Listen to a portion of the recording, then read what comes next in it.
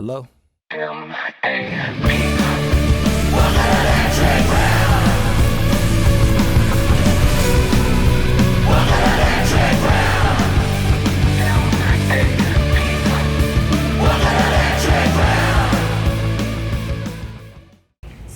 my name is Clarissa and I am the Diversity Outreach Coordinator and the PR Specialist for the Waco Civic Theatre.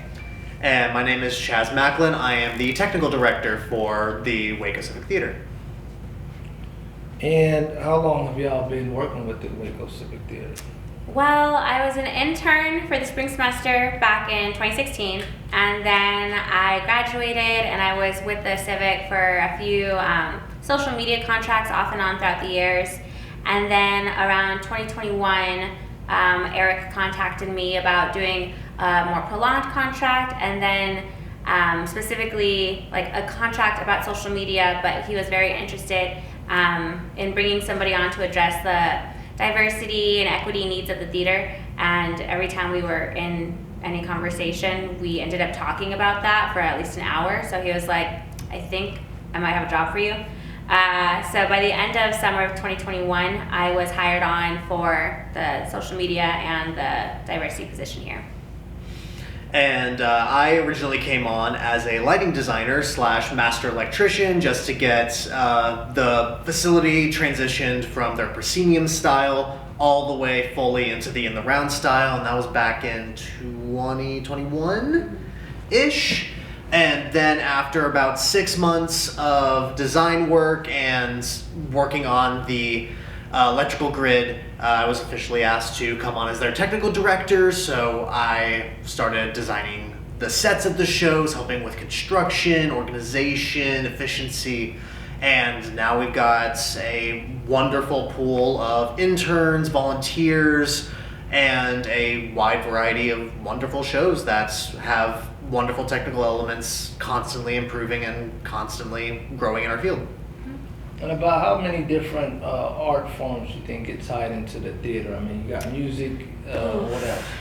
There's music. I mean, just on your side, right? Oh yeah, there's sculpting, there's painting, which also transitions into makeup as well. That's sculpting, true. Painting with special effects makeup.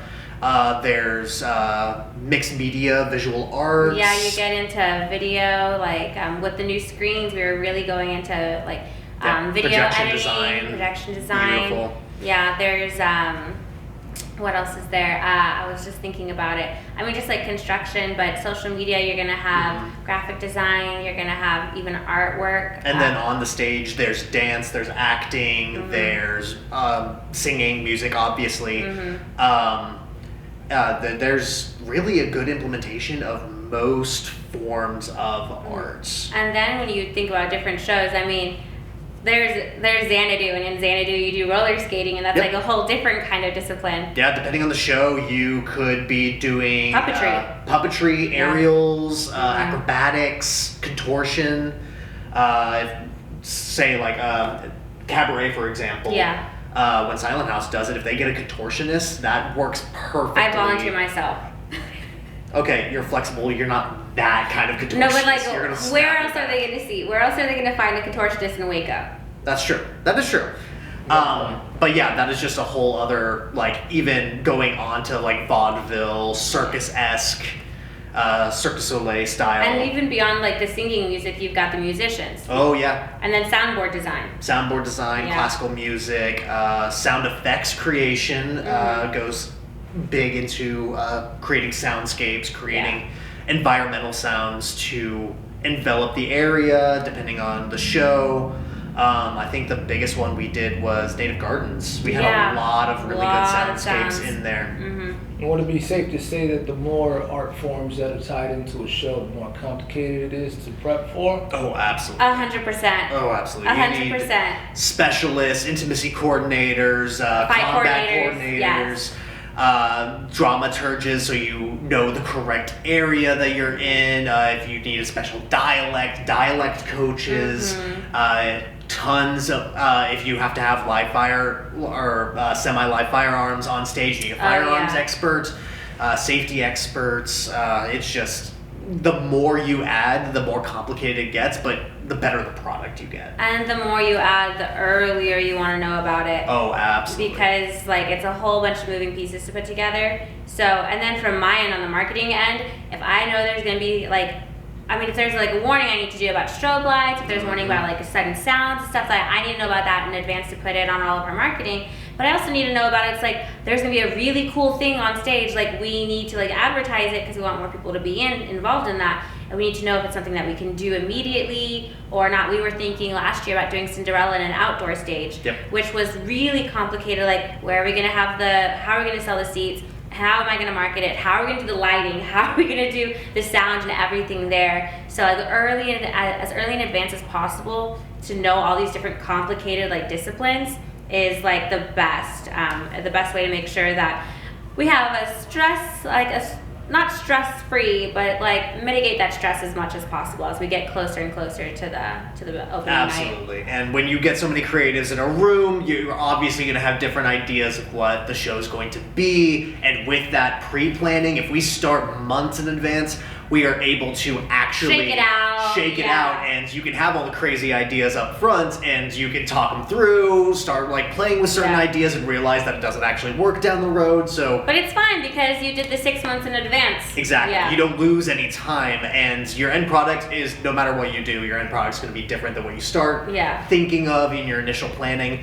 But with that pre-planning, you're actually able to hopefully get closer to your initial goals and your initial ideas. Yeah, my artistry since starting this job has quickly, like not quickly, but recently started like I've like done a little Pokemon evolution of like who I was before. You know, I was like artistic Clarissa, you know, who was just like color coding in her planner. Now I've evolved into like spreadsheet Clarissa, and I color code on the spreadsheets, and I use a lot of spreadsheets. I think I've got 3 or 4 right now, and a lot of Google Docs. I mean, same. Yeah, when I first started here, I was primarily just lighting and construction, but now I'm painting full murals every other week, and I am having to get new organizational skills, new ways of fusing wood and metal and clay and paper mache, even depending on what the show calls for and what medium needs to be used. I started recently working with clay to make little barrettes for my middle schoolers, so I'm on hand if you need anything clay, small, tiny, for like a prop. Props, I can do that. I'll send you Noah's way. Perfect. Would you say that the need for collaboration with the theaters may have prompted you to take on the extra artistry that you dialed into with the murals and stuff like that? Absolutely. Yeah. With the different creatives in this town and the different incredible ideas that come from different directors, different designers, new and incredible projects are asked, and you really have to roll with the punches and figure out on the go and just really stretch your limits. And working in this community and working in community theater has really helped me and other designers like me to stretch their wings and really grow and improve because of all of these incredible ideas we wouldn't have even thought to think of if it wasn't for community theater and the kind of art that it brings to the community as a whole. Yeah, I mean, we work with Silent House a fair bit nowadays, and they have like such like a different take on theater, and so like it's inspiring. Like from a marketing standpoint, I see the way they're working when they do their video interviews, and they do it so well, and I'm like, that sparks like my desire to also like push myself to do more video interviews, to follow with the algorithm on Instagram and everything. But like working with them, like hopefully, you know, working with them, they've like been inspired by some of my things the same way I've been inspired with theirs. But I really enjoy working with them because then we have more hands on deck and we're able to like pull these ideas together. I mean, I consider myself like a storyteller, like a photographer first and foremost.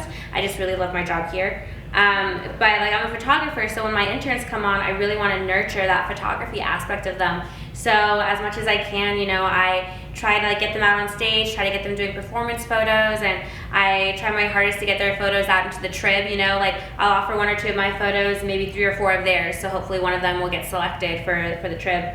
But yeah, the more we can work with other artists, and not even like other artists, the more we can get people in this building to like realize it's a community theater. And like on work days, like I worry for your stress levels all the time, like because Chaz is the only person on staff who like is paid to do like tech, like workshop constantly. So any show we add, that I'm usually the only person working on every single show, whether it's through us or through other people. Yeah. So it's a little stressful. Yeah, so I go to networking events and I'm like, oh, you use a saw, I see. Would you be interested in coming over to the theater on Saturday morning to like help do a workshop, to help do a work day or something? And that kind of collaboration in the theater of like, you don't have to just like do something at your home. You can have your hobby and it can be a part of something greater. And that's what I think is really beautiful about community theater. Yeah, you really don't know who you're going to find either. Like, I've had so many people that I've worked with just as actors, and on a work day, they're like, hey, do you need me to do anything? I'm like, I don't know, can you paint? And he's like, yeah, I can paint. Micah is just crazy. Like, Micah Key is one of the greatest artists I've ever worked with, and I didn't know he could paint. Not at all. And now he is one of my go-to artists. Whenever I can get him on a show, I have him painting beautiful murals. He made a cardboard box or whatever it was look like marble. Yep. Yeah, Marble. he made a box look like marble. He painted a scenic scape of Santa Fe for Newsies. Yeah. He just phenomenal artist, and it's working with these community members. You don't know what secret talents they're Because hiding. that's not their job. Their job is like working in, I don't know, business or Yeah, finance. selling insurance, being a realtor, or being a stay-at-home parent. Yeah, and then they come over here and they're like, this isn't all I am. I have other talents and I want to explore them. Kevin Miner didn't know he could sing until Stars. Absolutely, yeah. He didn't know he could sing until Stars, which is wild to me.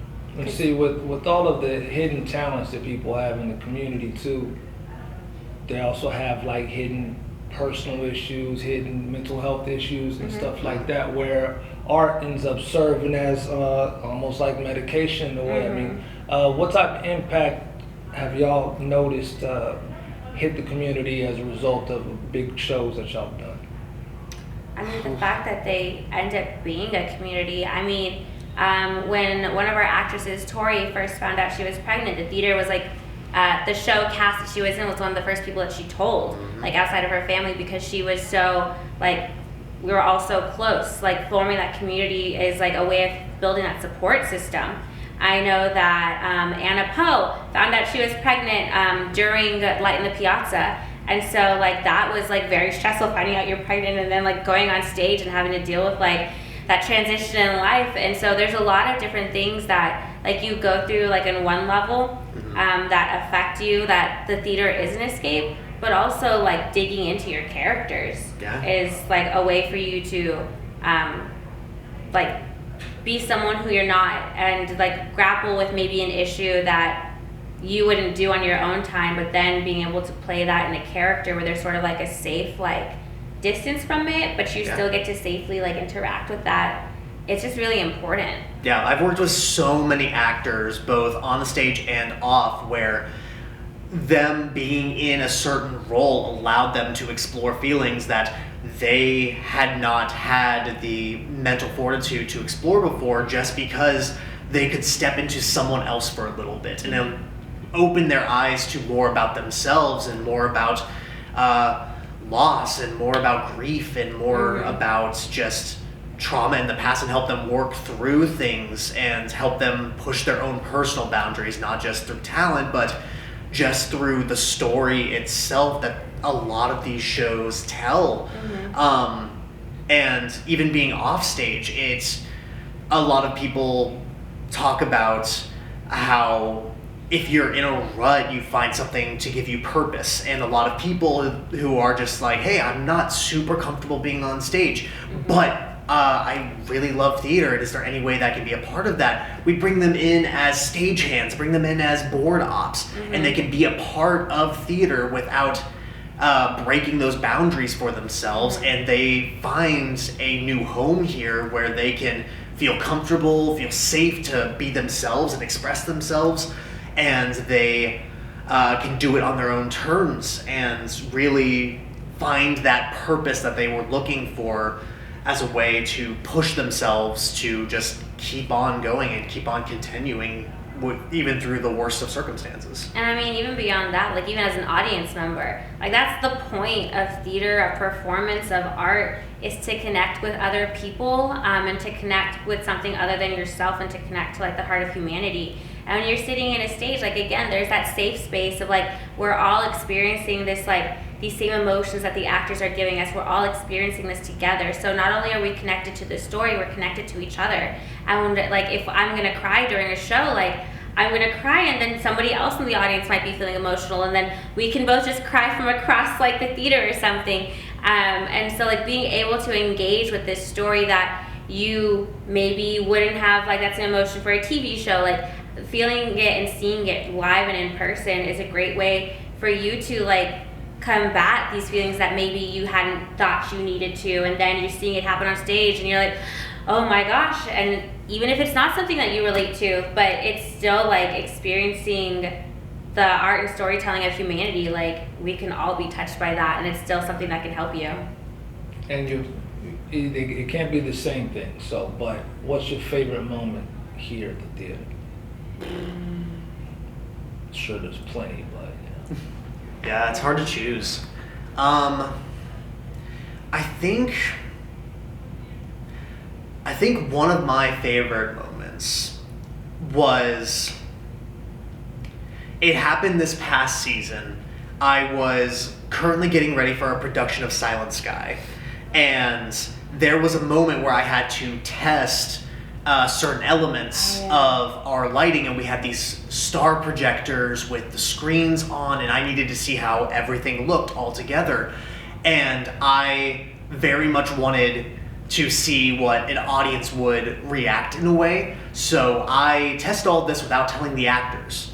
And I watched them one at a time walk into the theater just to gauge their reaction. And every single one of them was just completely in awe of the art that we together created in collaboration with the director, with the stage manager, with the actors, and just seeing a field of stars all around the stage, and just seeing how something that I can contribute to can affect someone so deeply and so emotionally. Our lead actress was almost going to cry because she saw just this amazing thing and this amazing story that she loves so much finally come to fruition, and see what that really can become. And it's just the magic of theater. And that's one thing that I could name a dozen shows, but that's the one that has really touched me here. You said it couldn't be the same thing, but Silent Sky, I can say a different thing about Silent Sky though. Like, I've had the privilege of being able to see a lot of different shows, like professionally, like both on tour and on Broadway. I've seen regional productions, I've seen high school productions. I've been able to see a lot of different shows. And when I think of my favorite shows, that I've ever seen, like what are my top shows, I think of like Newsies or On Your Feet. I think of these professional productions that I've seen. I think of touring, I think of like actual Broadway productions. But our production of Silent Sky, like, it's at like the top of my list. It's like the top 3 shows I've ever seen in my life. When it comes to lighting and production and acting and story, it touched me in such a deep, deep way. And it's a really great thing about working at a theater is that I get to see each show. Sometimes it's a blessing and a curse, that I get to see every show, every single night, and during all of the rehearsals that I can make it to for my marketing materials. But every time I saw Silent Sky, I was crying by the end of it. It was just such a beautiful story about women supporting each other and having I'm not a scientist in any shape or form, but like seeing this Henrietta Leavitt go through the struggle of trying to be an astronomer in the early 1900s and combating that. And we would have different people in the audience afterwards who would come up to us and be like, I'm a scientist and I've had to go through that. Or I was a scientist in the 50s or something, and I went exactly through that. And hearing about those different experiences from actual women relating to that show in a way that I couldn't relate to it, but still being touched by it. and the stars being out on that stage, and the fact that I got to photograph that and be a part of, like, feel like I was part of that cast every single night. It is like one of my top favorite shows, and all the actors involved too, because some of them, like all the actors that we had in there are pretty seasoned actors. So, and their families have seen a lot of shows as well, and everybody was commenting on the fact that this show was like one of the best productions the Civic has ever done, and that they have like, the quality of it was very, like, we always strive for professional level quality, but this one really just like, it was lightning in a bottle. And so we're doing it again for the solar eclipse, and so it's not quite going to be that same magic. You know, we're not going to be able to make the stage look like the night sky, unfortunately. You can't make me do it. I don't have the time. I'm not going to make you, but we're going to be doing it again for the solar eclipse in 2024, and I'm really excited for the whole cast. They agreed to come back, and so I'm excited for us to see it again. But that's been my favorite part about working here, has been like things like that, but specifically Silent Sky is just magic and a dream come true. And speaking on upcoming events, what's coming up this summer, this fall? What's in the future? Oof. It's a pretty good season. Pull out the calendar, oh my gosh. Yeah, we have, right now we are currently in production for Oliver, based on the Charles Dickens novel Oliver Twist. Wonderful musical. Next, after that, we have a children's production of Lion, Witch, and the Wardrobe. Then we have Oklahoma, the classic Rodgers and Hammerstein musical. Yes. It's going to be, our director has a lot of very fun modernizing ideas with it to make it a classic story for the new age. Yeah. And after we're doing Girl on the Train, right? Girl on the Train, a thriller for our Halloween season. It's going to be murder and delight and just all kinds of twists and turns of this thrilling story. And then Christmas, we got a White Christmas, yeah. Yeah, we have White Christmas as well as Charlie Brown Christmas For the kids. For our kids and our families. It's going to be a youth production. Then we have Peter Pan. Yes, the musical, the new musical, and that's in January. Peter Pan, the new musical. And then after that, we're going to be doing The Lightning Thief, the Percy Jackson musical, and we're going to be doing that in March. And we've already been spitballing ideas and getting everything ready for that, because we haven't done a musical like that in quite some time. It's a very special opportunity to be doing that show.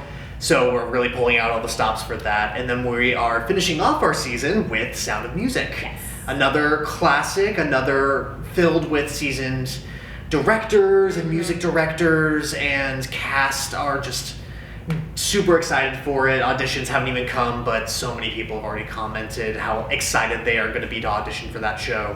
But yeah, our Oklahoma, I know, is going to be auditioning very soon in July, and or was it August? It's going to be at some point. I have all of the auditions. It's very soon. There. And it all rolls together. And then we'll be opening our production of Oliver coming the September? end of July. Yes, Oklahoma. It's the Oklahoma other one. is September. Oklahoma, Oliver September. Oliver is July. And we're gonna have different productions with Silent House throughout. Where they're gonna be doing Cabaret, Mackinac.